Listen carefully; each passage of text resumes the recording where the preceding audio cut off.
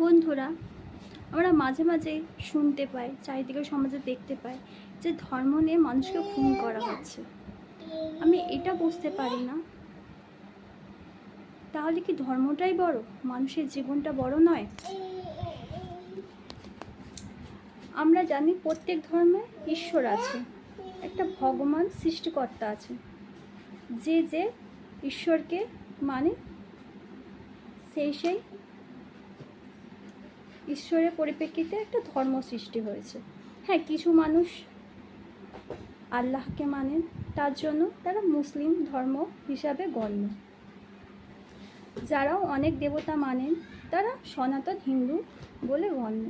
এভাবে আমাদের পার্থক্য করা হয়েছে, কিন্তু প্রত্যেকটা সন্তান আমরা মায়ের গর্ভ থেকে এসেছি। ধরো এক্সাম্পল,